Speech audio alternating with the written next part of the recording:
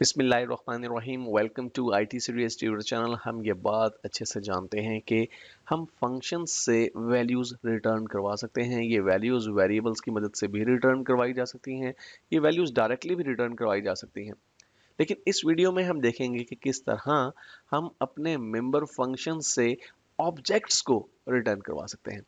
Member function से object को return करवाने का तरीका एग्जैक्टली वही है जिस तरह से हम वेरिएबल्स को रिटर्न करवाते हैं फंक्शन से, बिल्कुल उसी तरह से मेंबर फंक्शन से हम ऑब्जेक्ट्स को रिटर्न करवा सकते हैं। लेकिन एक खास बात का आपने ख्याल रखना है कि अगर कोई मेंबर फंक्शन ऑब्जेक्ट को रिटर्न करता है, इस सूरत में आपके उस मेंबर फंक्शन की जो रिटर्न टाइप है वो एग्जैक्टली वही होनी चाहिए जो कि आपके ऑब्जेक्ट की टाइप है। दूसरे लफ्जों में हम ये कह सकते हैं कि चूंकि ऑब्जेक्ट को क्लासेस की मदद से क्रिएट किया जाता है, इसीलिए जब कोई मेंबर फंक्शन ऑब्जेक्ट को रिटर्न करेगा तो हमारे उस मेंबर फंक्शन की रिटर्न टाइप भी वही क्लास होगी।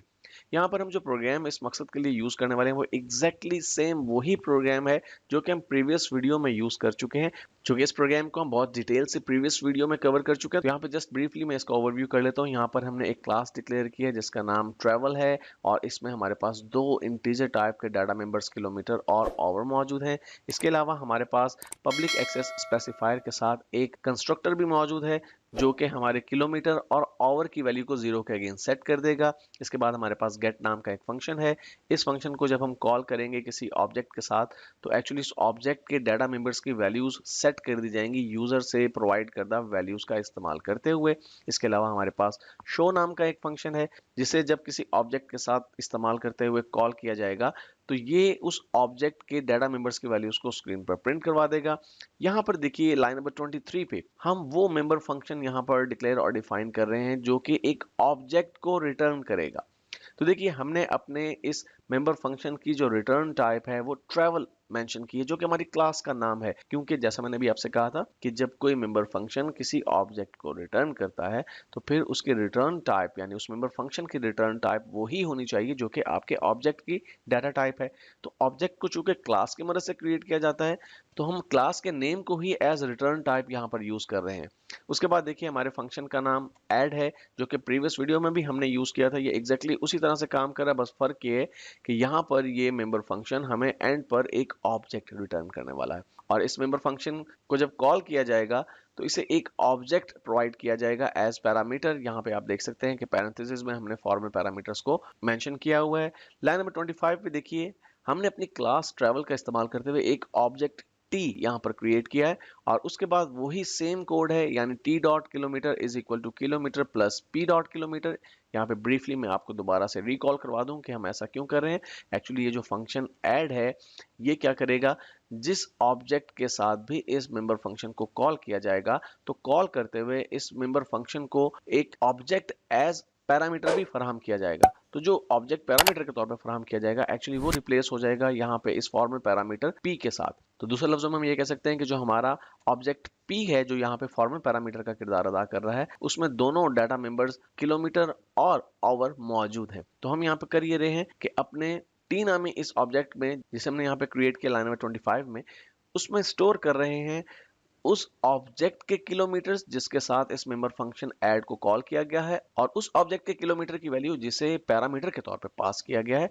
तो km plus p dot km का मतलब यही हुआ कि दोनों वैल्यूज को ऐड करके स्टोर कर दीजिए टी ऑब्जेक्ट के किलोमीटर डाटा मेंबर की वैल्यू के तौर पे। और बिल्कुल इसी तरह से लाइन नंबर 27 पे हमने आवर्स की वैल्यूज को सम किया और स्टोर कर लिया अपने टी ऑब्जेक्ट के डाटा मेंबर आवर में। और आखिर में लाइन नंबर 28 पे यहाँ पे मेन डिफरेंस आ रहा है क्योंकि प्रीवियस प्रोग्राम में हमने सिंपली यहीं पर सी आउट ऑब्जेक्ट का इस्तेमाल करते हुए वैल्यूज को प्रिंट करवा दिया था, लेकिन यहाँ पर ऐसा नहीं हम कर रहे हैं। हम सिंपली रिटर्न करवा रहे हैं टी नामी इस ऑब्जेक्ट को जिसके डाटा मेंबर्स में किलोमीटर और आवर्स की वैल्यूज का सम स्टोर किया जा चुका है।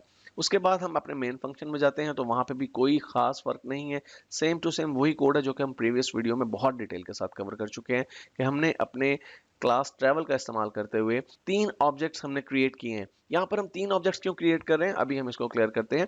तो हमारे दो ऑब्जेक्ट्स हो गए माई और योर और तीसरा ऑब्जेक्ट आर नाम से है और आर नामी इस ऑब्जेक्ट को एक्चुअली हम यूज करेंगे जब हम अपने उस मेंबर फंक्शन को कॉल करेंगे जो कि हमें रिटर्न करवा रहा है एक ऑब्जेक्ट।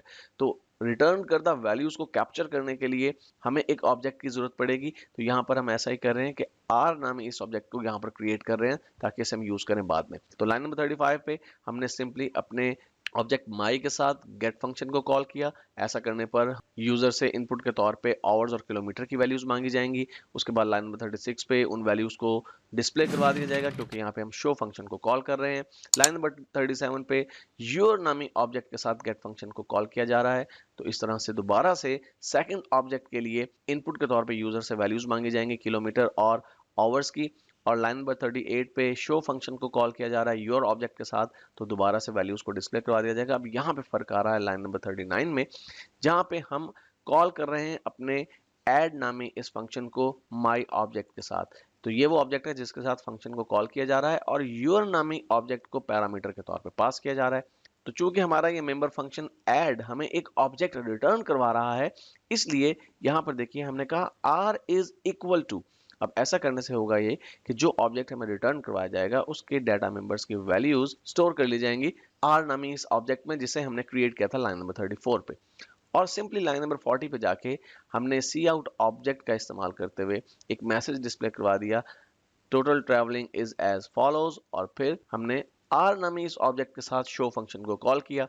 और ऐसा करने पर चूंकि शो फंक्शन हमारे डाटा मेंबर्स की वैल्यूज को स्क्रीन पर प्रिंट करवा देता है, तो यहाँ पर भी ऐसा ही होगा कि टोटल वैल्यूज हमारे पास स्क्रीन पर प्रिंट हो जाएंगी। आइए इस प्रोग्राम को कंपाइल और एग्जीक्यूट करके देखते हैं। तो देखिए एंटर किलोमीटर्स ट्रैवल, लेट्स जी 80 किलोमीटर्स 1 आवर में ट्रैवल किए हैं। तो हमें बताया जा रहा है कि आपने 80 किलोमीटर 1 घंटे में ट्रैवल किया है। उसके बाद जी 240 किलोमीटर हमने ट्रैवल किए हैं। दूसरे ऑब्जेक्ट के लिए हम वैल्यूज प्रोवाइड कर रहे हैं 3 घंटों में।